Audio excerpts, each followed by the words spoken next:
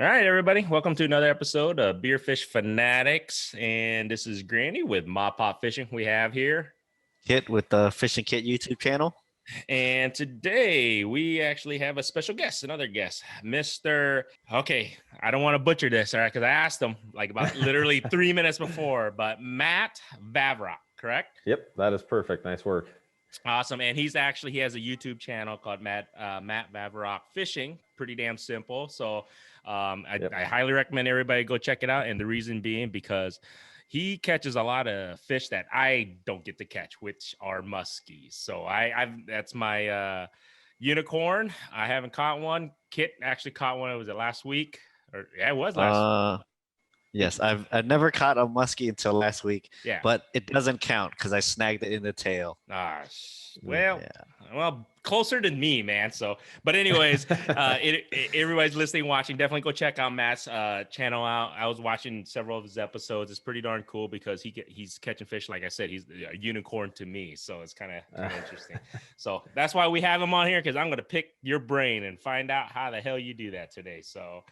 Please do. I'm not going to guarantee that I'm an expert by any means. I don't think there's actually such a thing as an expert in musky fishing. I just think some guys are a little bit crazier than others and just spend more time out there than other people do. I hear you. So we're going to drink some beer because we normally do when it's things called Beer Fish Fanatics. So today, I don't know if anybody heard our previous episode. We actually, if you haven't, go back and check it out. We actually had Bruno with beer. Actually, he's part of, El Bait Shop. He's part of pretty much the Lucky Horse downtown, or actually near Drake and stuff. So, but he was actually nice enough to donate some beer to us from Carol Brewery, as everybody can see here. Yep. Hey, I'm drinking the same one. What?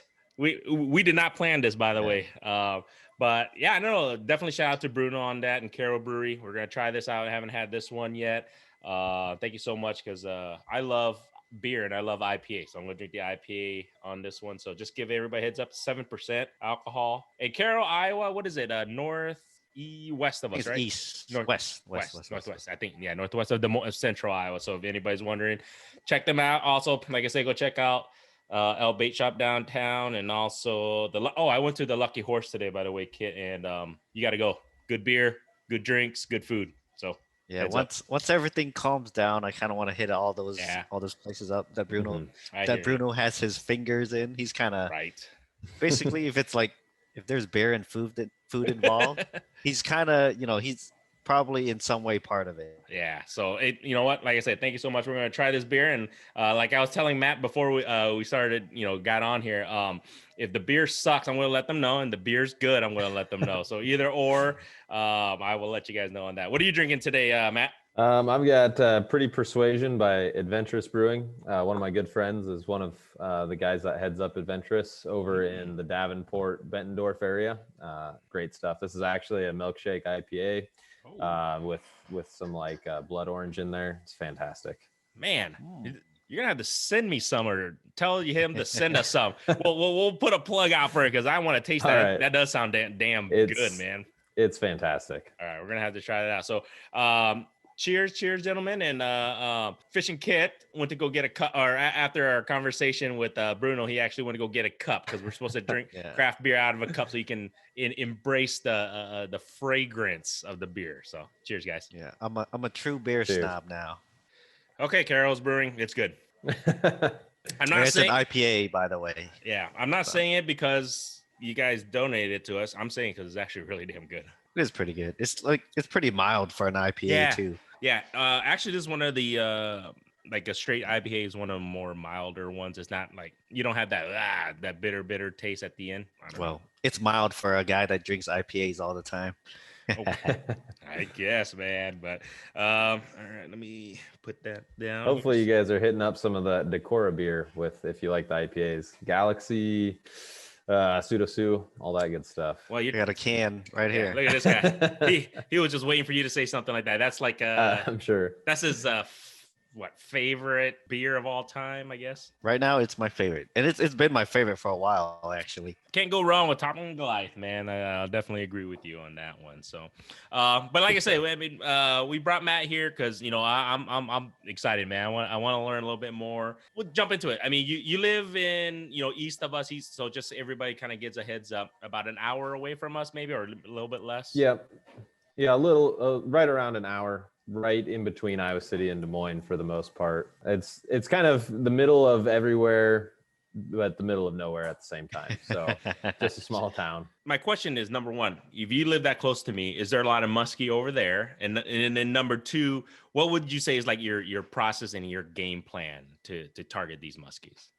I guess that just kind of depends on the day and the time of year, everything. It's no different than patterning bass. It's just the difference is a lower density. I'm not going to say that they're always in the same spots as bass, but they're a predator fish that's always going to be looking for bait fish, looking for its next meal, and they're driven by that meal for the most part. And where that meal usually comes from totally depends upon what time of year it is. And they relate to different types of cover, or can relate to different types of cover depending upon that time of year, water temperature, all those variables. Mainly the two lakes that I fish around this area would be Lake McBride and then Pleasant Creek up by Palo. Yeah, I fished that once before. I've heard there's big wipers in there, kid. I don't really fish for them, but I've heard of some 28 inchers coming out of there recently.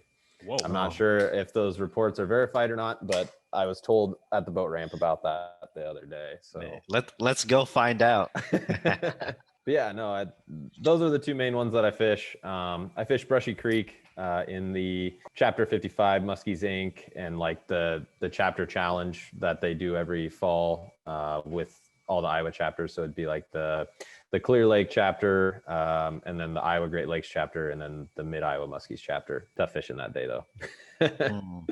Man, there's not a lot of muskie people in Iowa, is there? I think there's more than people realize, but I think we kind of run into the Minnesota situation too. And this isn't like to knock on the Iowa DNR by any means, but there's a lot of people that are passionate about it, and there's just not a ton of lakes that have them in there. And I realize too, there's other variables like, for example, the types of spillways and stuff will dictate where the DNR puts the muskies, because if their fish loss is going to be too great, it doesn't make any sense to invest the money in those fish to put them in those bodies of water, just have them washed over the spillway.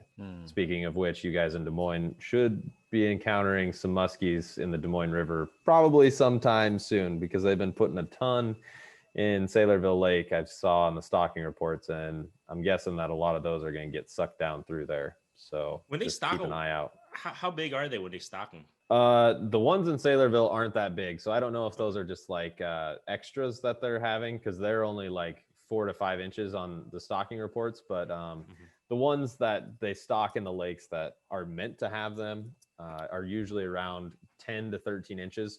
A lot of the studies throughout history, throughout DNRs taking a look at the mortality of fish as they have been stocked, find that if they're stocked in that 10 to 13 inch range, the mortality is much, much lower, and you get a lot more bang for your buck stocking those, like not fingerling size, but fingerling for a musky size fish, I guess you could say, versus just throwing fry in. Yeah, they stock up a lot up at Big Creek, and they got that fish barrier up there.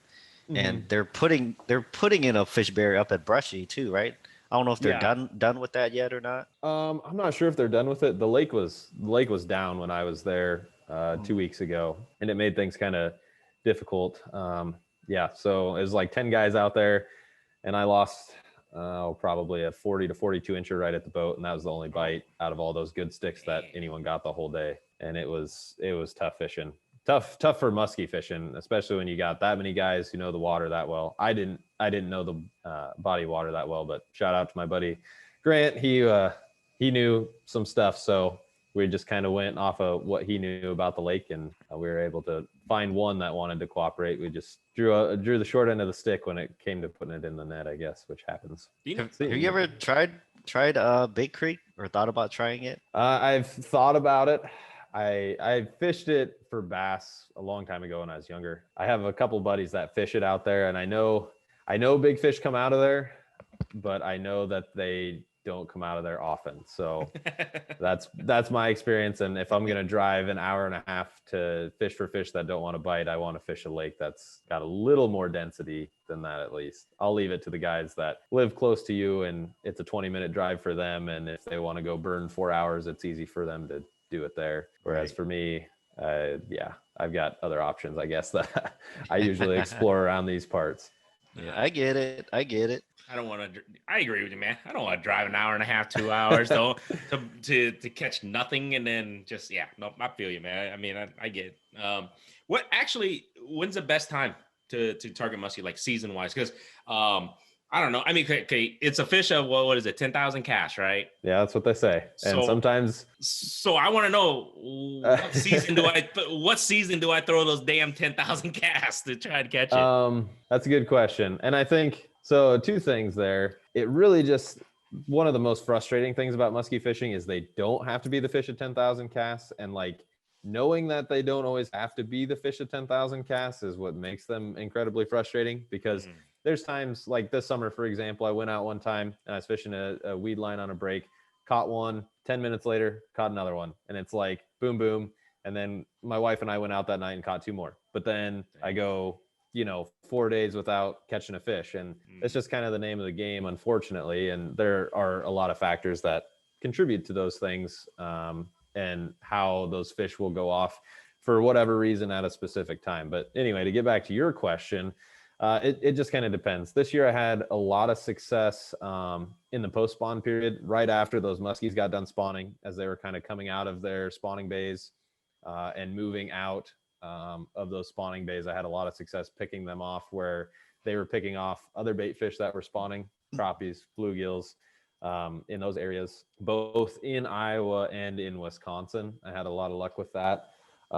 Wisconsin was kind of nice because I was able to be there quite a bit this summer. So I was able to kind of follow those fish as they transition from those shallow flats out into the basin areas to recover from the spawn and then track them from that basin area back to kind of where they home, like their home range in the summer on those weed lines.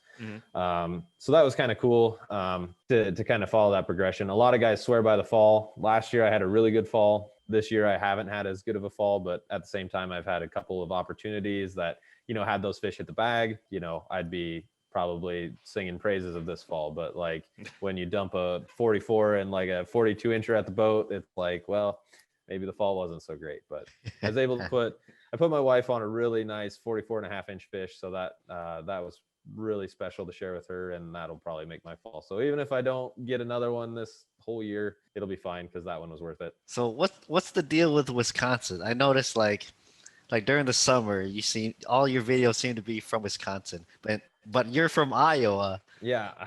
So funny story. So I met my wife a few years ago when I used to play in a band. And from there, I learned that she had a summer home in Wisconsin. So we went and spent some time up there. And her family has always musky fished on this lake. It's a great body of water up there in the Hayward area. And there's tons of awesome bodies of water around there too for musky fishing, as anyone who's been up there will tell you. And I went up there initially and I was just like bass. I'm one of those like bass guy musky converts, I guess you could say. And I went up there and I just was kind of bass fishing and catching some pike and some walleye. And her dad finally convinced me to try musky fishing. And not the first time I went out, but I went out with him a couple of mornings. One of the mornings I went out, I was just fishing the musky size whopper plopper, and I had this huge fish coming behind it. It was probably, I don't know, a low to mid 40s fish, which for that body of water is pretty big. And I had never seen a fish that big behind my bait. I'm a bass fisherman, like a 5 or 6 pound bass. That was like huge for me. Yeah. So this fish is coming behind the bait and I just don't even know what to do. I'm like freaking out and I just stopped the whopper plopper for, I don't know why, because that is obviously what you do. No, it's not. Any musky fisherman will tell you, speed it up and then like go into your figure 8 hard in the L and like make sure you keep that bait moving because it's like game of cat and mouse and you want the cat to eat the mouse, I guess, basically.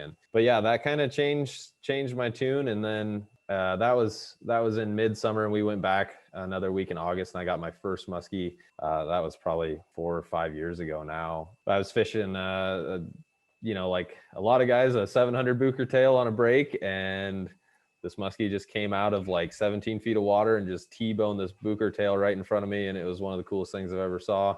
And I've just been hooked ever since. No, a lot of people like try and they're like, well, why do you go out and chase these stupid things? And it's like, well, it's really hard to articulate the experience and how different and unique the experience of catching a muskie is, despite all the work that you put into making it happen. So hopefully I can articulate a little bit of that tonight, but I'm not going to make any guarantees. No. So that figure eight really works, right? Because you see it all the time. I mean, like you were saying, it's like the cat and mouse thing. So that was actually a good analogy for that. Yes, you see that all the time. I mean, you see it all the time on YouTube. I was just like, does it really work? Oh yeah, it works. Actually, like this year is probably the first year that I've really started to concentrate on my technique and making my figure eight better, especially when it comes to fish. And I've actually finally been able to put more fish consistently on the figure eight in the boat this year, more than in the past. I don't know. I can't even think about what I've done in the past. Some of the things that I've changed this year are when I come into the figure eight by the boat, I'm always speeding up the lure. I'm concentrating on making a larger turn, which I've got longer rods now than I've had in the past. So that probably is a contributing factor to that success, because they're big fish. They need a lot of room to turn. So the more room that you have to turn that bait in the figure eight, the more likely it is that they're going to be able to keep track of it and find it and grab it. Another thing that I found too, especially in like clear water situations, is having the rod lower than the plane of the boat. So that lure is coming in lower than the plane of the boat to start off with before you turn it. So like as you're coming into the figure eight, if that lure is lower than the plane of the boat, then it's just staring at open water in front of it. Whereas if it's not lower than the plane of the boat, which my dad messed up several times this spring, like he should have had 2 or 3 one day. And if his figure eights would have been better, we would have had shots at a lot of fish. But anyway, I have found that is very effective. So then when you're turning the bait, then it draws their attention away from the boat, and then hopefully they'll eat it in that first turn versus like, and sometimes it'll take them a couple of times to go around and then they'll eat it, or they won't. And then hindsight's 2020 as to what you did wrong or how you could have changed that. And it's over and done in like a second. And then you're just like, oh man, that could have been different.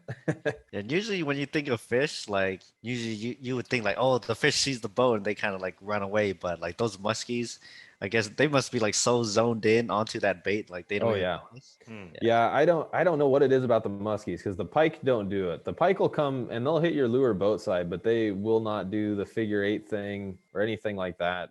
It's very bizarre. And sometimes too, they'll be more curious than hungry, if that makes any sense at all. Like I had one follow this spring and the fish was just staring at the lure I was working. It was a Lake X toad. The musky fishermen will know what that is. I know that means nothing to you. It's just basically I should have grabbed some of them. I have like 2 hanging in my closet right now that I need to fix, but it's just basically a large soft plastic lure, and it looks like a dying bait fish. And it just sat there like by the boat. I was just kind of working it, and it hung out there for probably 45 seconds, just kind of staring at it, didn't want to eat it, wouldn't eat it. And there's really nothing I could do. He just kind of hung out for a while. Can you explain a little bit about the setup? Because if I'm looking to get into musky, fishing and everything, what would you recommend, like pole wise, length wise? What kind of, what kind of action on the pole? What kind of lure would you recommend me to? Because first of all, if anybody doesn't musky fish, go look at their damn lures. They're expensive as hell. So I want to make sure if I'm going to buy them, and they're huge. So if I get a musky lure, I want to make sure am I getting the right one? So I guess you can say, what's a good setup for a beginner, and what's your go-to setup too? So I can. Okay. Yeah. I'll try and break that down quick. So yeah, it's not cheap. Last week I broke a $50 lure on a rock after I side scanned one and casted to it, and I was like, oh God. Yeah. Oh well. It's just one of those days on the water. Anyway, for rod and reels, a lot of it's not cheap. And the thing that I have found more than anything is you pay for what you get. I'm sure you guys can relate. You know fishing, and you know the sport, and what you pay is what you get. There are some entry level type reels that, like, if you're trying to like dabble in it, that you might be able to get away with. But if you're looking for a reel that's going to like hold up to the lures, to the fish, and like be able to cast the lure and have the line and the drag pressure needed, you're probably looking at dropping around $200 minimum for a reel, and probably 150 to 200 for a rod minimum. And there are vastly more expensive options. I've had a lot of luck with Abu Garcia. I know some people don't. I've also gotten into Shimano too. I've got a Tranx 400 right now that I started using this fall. That works really well. I understand why people love the Shimanos. It's very, very apparent. Those reels are very smooth, and it's awesome. But what's interesting is the drag pressure on my Shimano is not as high as it on my Toro Rocket, my Abu Garcia. But anyway, so yeah, your entry level reels would be like an Abu Garcia Toro S, which is like, you can find them on sale for like $175 sometimes, but most of the time they're around that $200 price point. 13 Fishing A3 reels are another one kind of in that price point too. And then from there, you've got your Abu Garcia, Revo Toro Beasts, Toro Rockets, your Shimano Tranx 400s and 300s. And it just kind of depends on what you're willing to spend and pay. And right now, I've had a lot of luck using Chaos Tackle's assault sticks this year. Some of the YouTube people I follow used them, and I picked one up, or my wife got me one for my birthday last year. Loved it. It was awesome for me all fall, so I picked up another one. I think my parents got it for me for Christmas, actually. I may or may not have just like ordered that and told them that's what they were getting me for Christmas, but whatever, it's fine. But that was the best way, man. I know, right? But those are awesome. Just the 9 foot length is huge, and to a lot of people, like the 9 foot is like, holy smokes, that's a huge rod. That's so long. But like even the difference between a rod length that is 8.6 and 9 foot, the efficiency in your figure eight, the efficiency of throwing the bait, the reduced fatigue on your body casting those bigger baits all day is night and day. I really want to pick up a 9.6 this winter and see how that treats me next year, just to kind of change it up. I know there are guys that are throwing like 10 footers. I got to throw a guide's 10 footer this summer, and that was pretty crazy. And then the other thing too is obviously you have leaders, and there's different types of leaders for different applications. It's similar to bass fishing and all types of fishing in that way. There are very specific applications that make the job easier and more efficient. Now, I'm not saying you can't put a steel leader on and go grab a MEPS number 5 or number 4 and go with your bass gear and catch a muskie. There are plenty of people that do that. I actually saw someone do that in front of me a couple weekends ago. It happens. They're fishing, they eat. But if you're planning on doing it, it definitely helps to have the right gear. And a lot of times the size of the rod and the reel isn't necessarily geared towards the size of the fish. Like, I've caught a handful of fish that have actually tested my gear, like to the point where it's like, oh, this is like a real fish. It's going to actually put my gear to the test. I've only caught a handful of those, but when that happens, it's nice to have. But realistically, just the size of the baits that you're using, you want that 80-pound test, because otherwise, like you said, the baits are very expensive, and we all get backlashes. It happens. Sometimes we get them more than others, but that 80-pound test will usually hold up depending on what kind you're using. 80 to 100 pound, depending on the brand. Like I prefer Cortland. I know that people are like, I love Power Pro, and I've never had an issue with Power Pro. I just prefer Cortland because it's just a little bit more supple. Some people don't like Cortland because it sheds water too much and absorbs water too much, and that's a fair gripe. I don't do enough fishing in like the freezing cold temps to where it's hindered me yet, but I guess if that happens this fall, then it is what it is. But yeah, so don't think that it's always that the size of the rod and the reel is always strictly related to the fish themselves. Right. Yeah. It's more of an efficiency game. Yeah, that's the same for like catfish too. People try to pick a rod and reel based on the fish that they're gonna catch, but you gotta think about like your weight and your bait that you're gonna throw. That's really what's more important. Because how much do those musky baits usually weigh? Like your typical one that you throw, like those big swim baits. So those swim baits that you'll see in my videos, there's two kinds that I really like to use. The The smaller swimming dogs, those are like, I think around 3 or 4 ounces, and the big ones, the 10 inchers, are usually around 7 or 8, I think. Yeah. So, I mean, they're heavy, That's but I mean, huge. you're totally right. The catfish comparison is a great one, especially for like gearing the gear towards presentation and efficiency versus not necessarily the fish. Right. Like your blue catfish video is a good example of that. Like, you got one fish that particular trip that probably tested your gear, that really good one. And then, most of the other ones, it's just kind of like, well, they were fun, but they didn't exactly put your gear to the test. Yeah, but it's just throwing out all that weight and stuff. That's yeah. what really tests your gear too. Man, you Yeah, and you got to be careful not to backlash on those. That's for sure.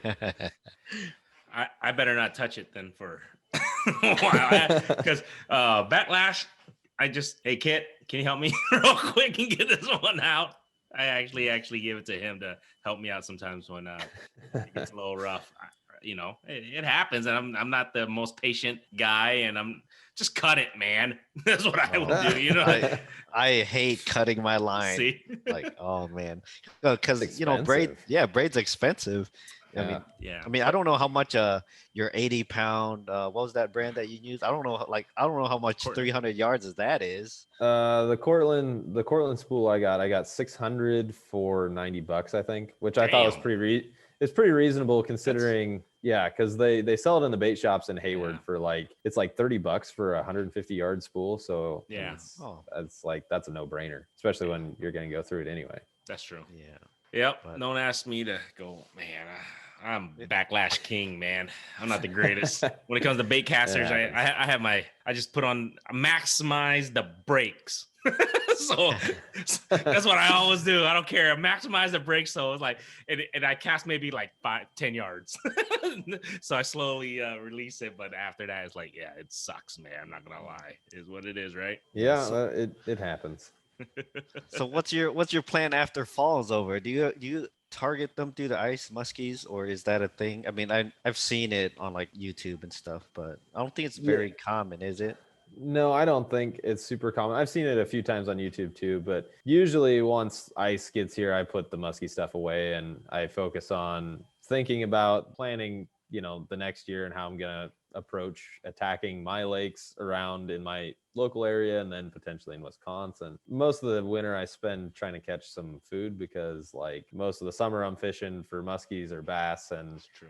if I catch the incidental pike, I'll keep and eat it. I love pike. They're delicious and they need pulled out of those bodies of water because they can take over body of water pretty easy. So yeah, the winter time I focus on crappies and bluegills and the occasional catfish or walleye wants to bite, that's tons of fun too. But usually just a few brews and some crappies is about my focus during the ice season. Man, You ever catch a wiper through the ice? Because you were talking about those palo wipers. Yeah, I know. I need to get up there and actually try and do some stuff during the ice. I get way too much of my comfort zone during the ice season where I go to my same farm ponds that I've hit and had good luck with, or I go to my local, lakes that I've been fishing since I was 5 years old and know what to do and how to catch fish there. And I need to go explore a little bit and try the wiper thing, like what you guys do through the ice, which is very impressive. They cannot be easy to catch, and that would be insanely fun. Yeah, they're pretty tricky through the ice because they're like pelagic, so they just roam. You're not gonna go up to a brush pile like, I wonder if some wipers are hanging out in this tree. Like, no, if they're there, they're probably just cruising right by it, and you just happen to be there at the right place, right time. All right, you're gonna have to come. You're gonna have to come here, Matt, and we'll jump in the car and we'll just follow this guy, and then he's gonna take us. He's gonna take us to the magic, the magic world of wipers. And hey, he did it to me, so I was like, you know what? Like I said, I have to agree, man. I'm super addicted to wipers through the ice now. It's like can't wait for ice season for that. I mean, it's great to catch the crappie because I love to eat crappie. I still think that the best eating fish, honestly, and that's just my personal taste besides yellow bass. I would say yellow bass and crappies to me are probably like the number one eating for me.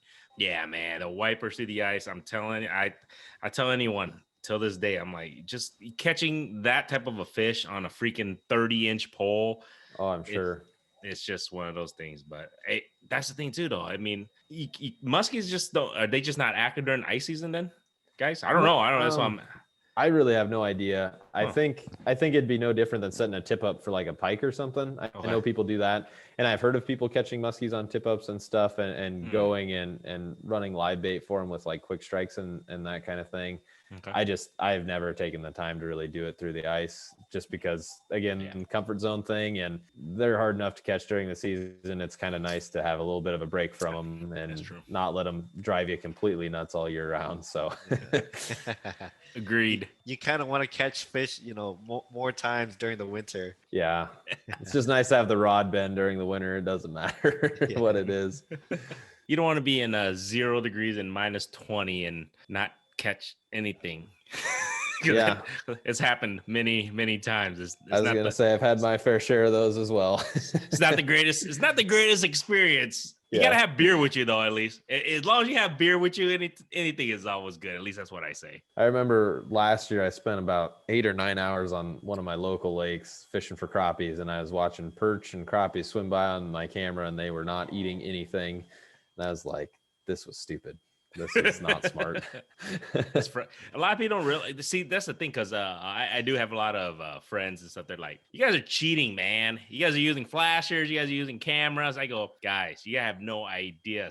I actually think technology makes it worse at times, because the fish is right there. The fish is right there. You see it, and if you have a camera and it's still not, and you put the lure right in front of its face, it doesn't bite. It's right there, like.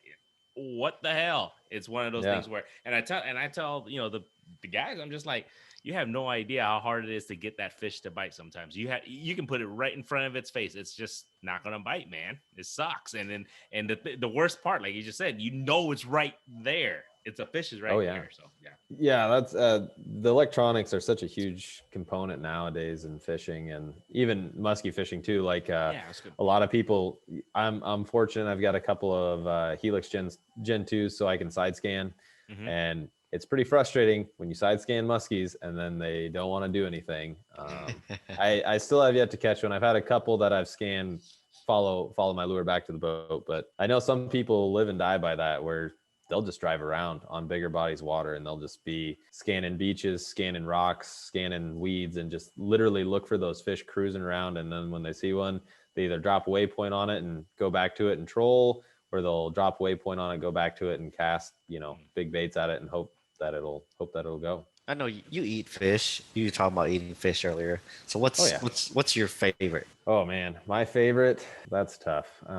There's nothing better than like ice crappies, like crappies that you just caught through the ice, and then clean them that day, fry them up that night. It's pretty tough to beat that. As far as like in general fish, I really like northern pike. A lot of people don't think that they'll taste very good, and a lot of people struggle with the Y bones, and I get both of those gripes. A lot of times it does not hurt to pull some of those smaller fish out of the system anyways, because they're just sucking up bait that that those other fish need to eat, and they're just not going to grow nearly as big. So we eat a lot of pike in Wisconsin, and they're really good. You can grill them, you can fry them, you can do a lot with them. My wife and I did she cooked blackened pike a couple of times this summer, and it was really good. So I mean, there's a lot that you can do with them. They're very, versatile fish that you can catch and cook, and helps the body water, tastes good. Win-win. Yeah, exactly. I haven't caught a pike in a while. I'm gonna try and see if I can catch a pike soon. I haven't caught one in a long time, actually. So I've been wanting to ask, on YouTube or whatnot, when people catch muskies, they take really good care of handling it. Okay, as a novice, or I wouldn't even say novice, as a non-musky fisherman like myself, or people who are listening or watching. Okay, number one, why are we so careful of how you handle the muskie? And number two, how do you actually hold a muskie? Because I've heard people hold it specific ways or whatnot. They say, no, that's going to damage, it's going to hurt it, it's going to kill it. Can you explain that a little bit? I mean, I'm just... Yeah. Fish handling is very important when it comes to muskies, not only for their safety, but also yours. And it's funny because I catch myself going back in some of my videos and looking at how I unhooked fish, and I'm like, oh my gosh, how did I not get stuck there? How did I not get bit there? And it's like, ugh. And half the time it's not even the teeth you got to worry about. It's the hooks as you're trying to take that fish, get the hooks out of the fish. The fish is thrashing. Those hooks are going everywhere. And yeah, I've been fortunate so far, knock on wood. Hopefully we can continue the streak. But muskies, they're very delicate. They're very mean, but they're like really tough, but also like really fragile. It's a weird line that the muskies kind of walk. And I think a lot of the care also comes from the fact that the resource is pretty limited. I mean, there really isn't a fish out there that it operates in as low of a density in the lake, being an apex predator like they are. So even a lake that has, a good density of muskies is only going to have, a fish or a fish and a half per surface acre of the lake, which, not to get into the metrics of why I think the surface acres thing is silly, because you're talking about a 2D metric in a 3D body of water, which I think is stupid because it's also not taking into account the actual habitat that those fish live in, but I'm not going to get into that. Anyway, so it's very important in the boat to make sure you got a big net. I've seen bass guys, I've helped bass guys, and I've seen bass guys, they'll accidentally catch one. They're definitely not ready. It's not their fault or anything like that, but it can create a mess in a hurry trying to unhook, a fish that's 38, 40 inches that you weren't prepared to catch, because that fish is unpredictable. It's not happy. You're not quite sure how to handle it. So a big net is probably the first key in order to ensure that fish's safety, because the net itself kind of acts as its own live well off the side of your boat while you're working on the fish, getting the hooks out. And then, after you get the hooks out, while you're setting up cameras to take a picture or whatever, it's just sitting there and it's just chilling. And it's recovering. And other important things, make sure you got a long pair of needle nose pliers, like 10 plus inches, like 10 or 12 inch pair of needle nose pliers. I usually keep one pair of those and then a pair of like random 6 inchers, because sometimes you have to like position the lure weird and then get it with the other pair. And then probably more importantly than those is a good pair of hook cutters, like Nipex hook cutters. That's what I have in my boat. Used them a ton this summer. It saves you in a pinch. Hooks are cheap. It's like $1 for a hook. That muskie's life. I mean, even for the DNR to raise it to 13 inches, I'd hate to guess the overall the overhead costs that went into putting that fish in that body of water. Kevin Paul kind of touched on that a little bit in your guys' podcast a couple weeks ago. So that's really important. Holding the fish is important too. You want to make sure you're holding it horizontally rather than vertically. You see inexperienced people will often hold them vertically. You don't want to do that. If you think about like a body of water and how that weight is supported in water, like obviously your density is more supported in water because like you weigh less in water. So think about it like the muskie, his organs are not meant to be held vertically at no point with that amount of gravity acting on its body. So in order to ensure the health of the fish, hold it horizontally, how it's meant to be in nature. And then even though there's a little more gravity when you take it out of the water, it's not nearly as severe. After you get your pictures and stuff, try and limit that time out of water. Think about how long you can hold your breath, and that's usually a good measure of the fish. And there's a lot of fishermen, musky fishermen, they have different takes on that as to how long you should keep them out of the water. But I think if you think about how long you can hold your breath and try and limit that fish's time out of water to like 30, 40 seconds tops, you're probably good in most cases, other than when the water is warm or like over that 75-degree mark. That's kind of a zone where you got to start being really careful and conscious of the fish's health, just because for whatever reason they don't do well in warm water. And there's some studies that are currently taking place in the Virginias related to the delayed mortality of muskie in warm water and how bad it is to catch or fish for them. General rule of consensus up to the point before those studies started taking place was like, once that water is like 78 to 80 degrees, it's a good time to probably kind of shut it down and think about the health of those fish. Yeah, I remember in one of your recent videos, you guys were talking about like, the water temperature was like right there, whether you should fish or not fish for them. Like you had to go to like a different lake compared like versus one lake you wanted to fish.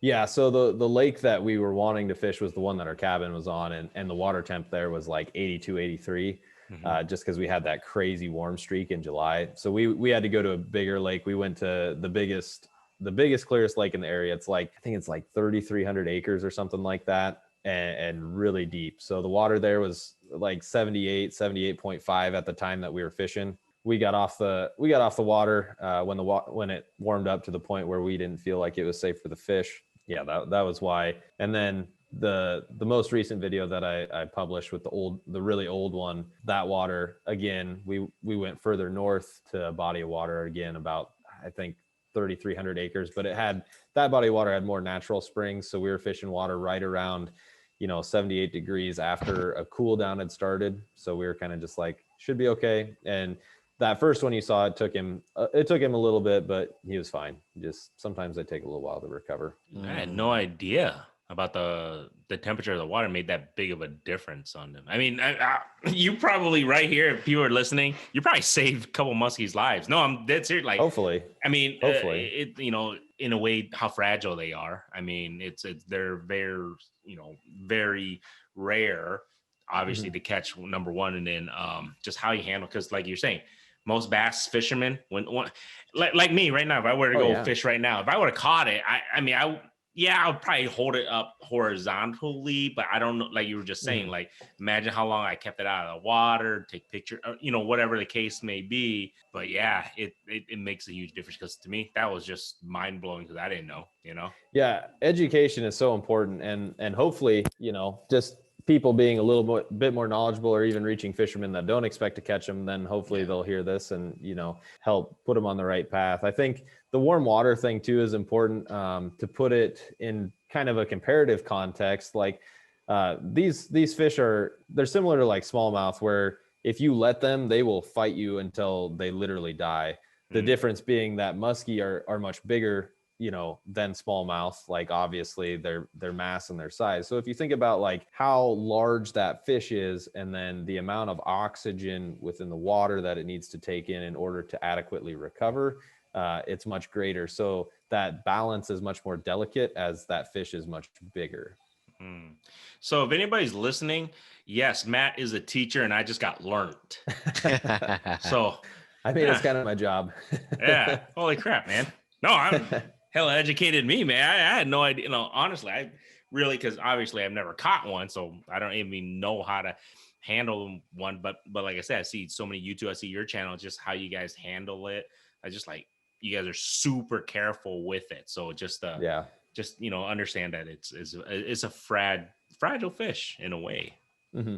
Yeah, and props to the muskie community, because like we do a really good job of taking care of that resource. We understand how fragile they are. We understand that we love catching them, and we want them there for the next guy, whether they're a muskie fisherman or someone who's trying to catch their first fish. It doesn't matter. Like the only way that they're going to be in that system, and the only way that they're going to grow, is if we put them back. So I was just going to say, that's kind of why a lot of the muskie fishermen here in Iowa would really like to see that length limit raised past 40 inches.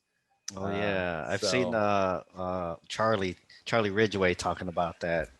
Yeah, I've talked to him a little bit about that too. Unfortunately, it sounds like there's a lot of bureaucracy to jump through, and understanding the process there, because my dad is also a conservationist, and how that all works, and some of the hoops that he has to jump through in order to get some of the land stuff going. It's we just had a podcast we did with Jeff. He's a DNR, and he kind of explained with us the whole process when it comes to that.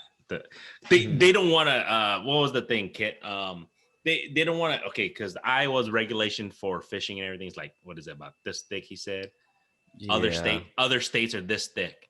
And he goes, and it's true. I totally get what he's saying. He goes, we don't want to be this thick, because then that means everything is so over-regulated in a way. And he's hoping that, fishermen, like you were just saying, just use your best judgment, common sense type of thing. But you know what? That kind of brings it up. So the limit, what is it? Is it 40 inch in Iowa? Is it 40 that you can keep? One fish at 40 inches is the limit in Iowa. And I've talked to Chris Mack. He's a fishery biologist in our area too, and he put it plainly as like it's a put and take type deal. Like they're put in the water as a resource to fishermen, and whether or not muskie fishermen necessarily agree with that length limit, it doesn't really matter, because to the DNR, it's not necessarily different than like a walleye or a wiper that they're putting in there for people to use that resource, and they can use that resource how they see fit. If they want to keep it and it's a legal fish, then they can keep it.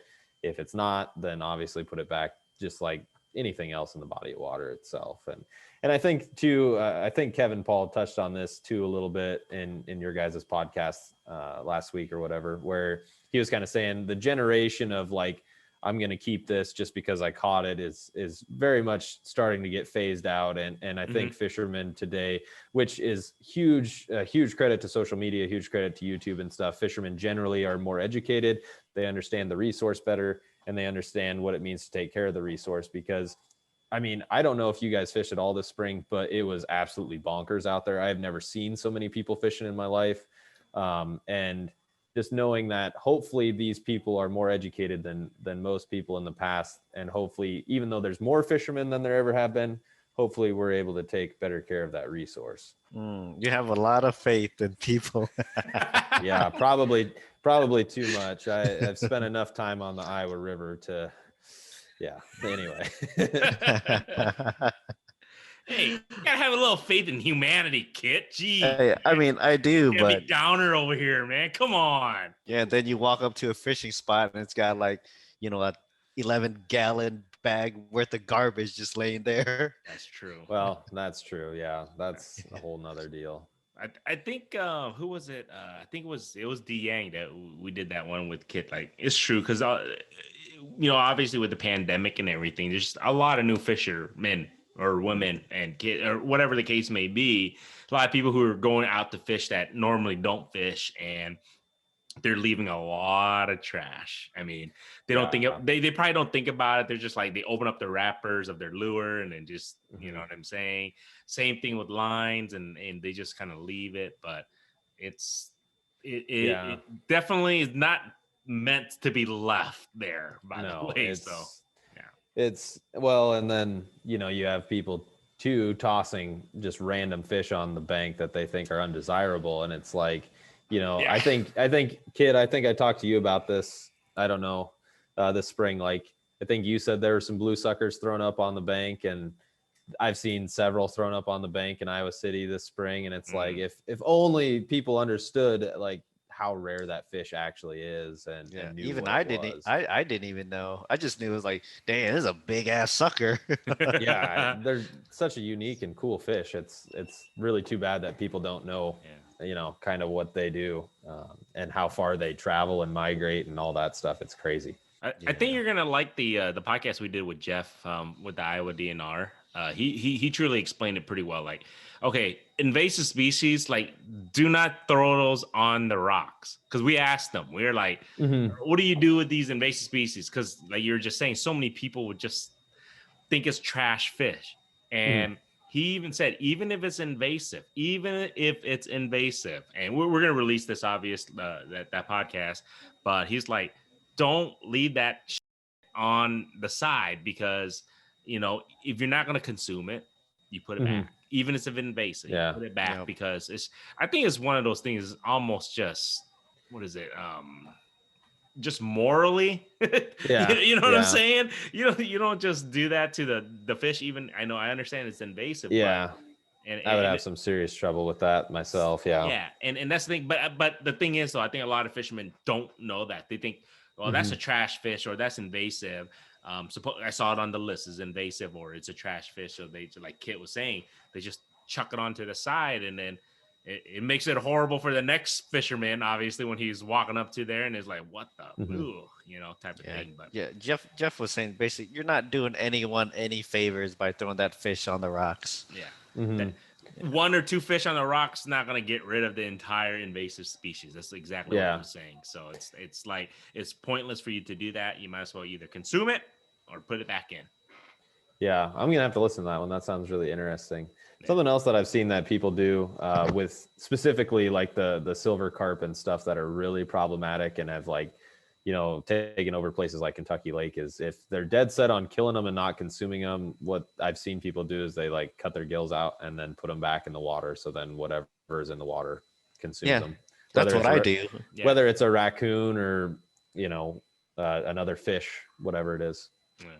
But like Kit said, that's what he does, and then but at least you're not leaving it on the side. Like you're Oh just yeah, saying, yeah, you know what I'm you're saying? just you're just creating a mess if you do that, and it's like then every Exactly. other fisherman, say some guy comes down there at night and catches 10 or 12 suckers that he throws on the bank, and then by the morning there's flies and they smell bad, and then that whomever comes down there to fish the next day, it's just something that they got to deal with, and no one wants to be around that. Nope, agreed. So we got to. Yeah, exactly. Like people think that the scavengers are gonna come and eat it, but in a high No, not when there's traffic area, people around. yeah, No. yeah, exactly. in an area where there's tons of people around, they're never gonna get to it. It's just gonna sit there and rot. See, the masses needs to listen to our podcast, Kit. Then we'll have a much better fisherman, man. I'm telling you. The fishing world would be better. Right? Great experience of fishing all around, man. Trash be picked up, no littering. People aren't gonna leave dead freaking fish on the side. Good times. If only. If only. If only. Yeah, no kidding. It'd be nice if people really cared about the resources as much as you'd like them to. No kidding. Yeah. I mean, the best we could do is just educate people, really. For sure.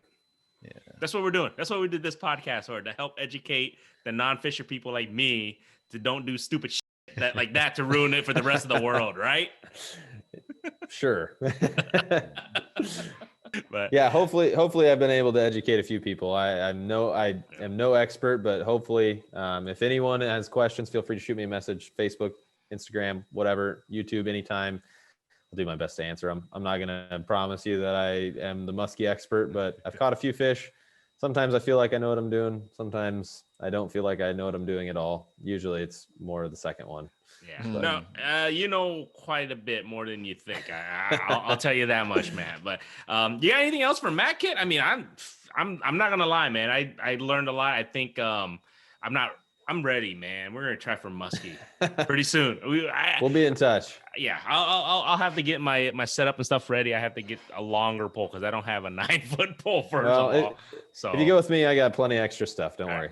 Definitely. I definitely want to try. I want to catch, like I said, that's my unicorn fish. So I still want to definitely catch it. But you got anything else for Matt, man? So hey, I got learned all this whole time. So I wanted to talk about my first muskie experience, which was just last week. Okay. So I mean, I don't really target muskies or ever caught one until last weekend, but I kind of know like the mentality behind it, I guess, because so I was just fishing with 6-pound test, throwing a spoon, and then I just hook up muskie in its tail, like it's jumping out of the water, and I'm in my kayak, so I'm like, how the hell am I gonna do this?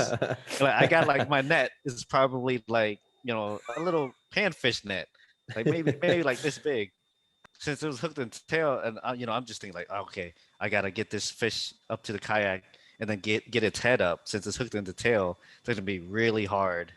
So I was fighting it for like 20, 25 minutes.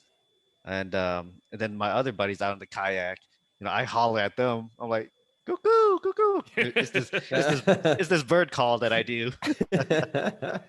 Yeah, he does. So my buddy Matt, I think I saw he had a bigger net. I mean, it's not like a musky net where it's like this, but it's bigger than the net I had. I was like, dude, I got a musky. Like, I think you guys are gonna have to help me. So we got like 3 kayaks in like close proximity, trying to wrangle this musky, and like we're just trying to figure out, okay, what are we gonna do? I think it got to the point where we were probably half an hour into this fight, and where it was tired enough where it didn't have its head like down in the water. We eventually got it in my buddy's Matt's net, and hey, his name's Matt too. So we eventually get it in his net, and then I'm just thinking like, well, this fish is pretty tired. So I try to give it some time, but then at the same time, the net's so tiny, it's kind of like halfway falling out of the net. I'm like, dude, okay, I just positioned my my kayak into the sun because I was filming and stuff. And I just thought about like everything I learned from like watching YouTube and stuff, how to handle muskie. And then my friend Matt, he's like freaking me out. He's like, man, you better watch out, man. They're gonna cut you. Like they're gonna cut you when you grab them. I was like, oh god, like it's already bad enough. Like we're in the kayak, so I think I did okay. I'll send you some pictures, Matt. Oh, sure. That'd be great. Are you sure it didn't swat at your spoon though? I mean, so here's the thing is sometimes they'll take a shot at a lure and then since they're long, just working that lure normally. Like a couple of years ago, bass fishing on Bogie, I had one hit a chatterbait. I hooked up, he shook the hook, and then he must have turned or did something weird. I ended up snagging him in the back and got him in. And that is not the only time I've seen that. People do it all the time on Green Bay where the fish will swat at the lure in the early spring period and they'll end up getting, kind of hooked in the back weird. So don't think that he might not have actually, I mean, he may have actually taken a shot at your spoon. Yeah, it's like a tiny spoon. Like You just made him feel better, Matt. Well. He was a little crying like, yeah, but it don't count, man. I got it in the back. It don't count. So he was a little, I was, but I was a little salty that I snagged it. He was salty. A little bit. But Hey, see, I was debating whether or not I should upload it, but I don't know. I think I handled it okay. Like when you're talking about how I like handling the fish, letting it rest and then holding it horizontally and stuff. So that's like stuff I already kind of know just from watching YouTube and Mhm. I like to release a lot of fish, so I try to take care of a lot of the fish that I throw back. Oh yeah, for sure. Also, you definitely want to be careful if you do get stuck by a muskie or a pike. They have an anticoagulant factor in their saliva that will make you bleed forever, and there's nothing that you can do to stop it unless you got like a first aid kit. Trust Really? me, I know from experience multiple times. So when you get stuck by what part of the If they bite you, if you get Really? one of their teeth, or the other thing that I've noticed too is if you catch one and then you happen to hook yourself, like if you're sharpening a hook and you get cut with the hook, then you'll bleed forever too because it's still on there. Yeah, Really? it's annoying. I had no idea. Yeah, See? I was super nervous when Man. we got that. Always, fish in always the have your net. first aid kit. Always have Okay. your first aid kit. Oh, well, yeah, we didn't have it. Oh man, my light keeps turning Yeah. off. That's good to know. No, I had no idea. Okay, so holy crap. So if we're gonna go musky fish, you better have your first aid kit, man. Jeez. See, I was gonna wasn't go musky fishing. man, you're gonna go all blinded, man. All right, that's good to know. Thanks, Matt. You probably saved our lives. We're gonna man, you could stop bleeding, idiot. You caught a muskie. Hello, McFly. But anyway, oh man, that's okay. You guys got me excited. I gotta try and go for muskie at least. I gotta get one before by the end of next year. I gotta catch it. We gotta catch a muskie. How's that? Yeah, I'd be that's- glad to that's take you guys realistic. out. All Need right. to Yeah, schedule that. We'll make it happen. We'll I'll definitely- try and we've been talking get- about get a fishing little local together knowledge. for a while. I know. Yeah, Hopefully this winter maybe we can make some ice fishing happen at the very least or something. Oh, definitely. I'm actually down to go east to catch the wipers out there because I know your local lakes have some wipers in them. So For sure. Yeah. We'll definitely do that. I'm down. We'll definitely do ice fishing for sure then on that one, man. Because I like to go. Yeah, as long as it's not like a few hours away, because then the kids and the wife will get a little.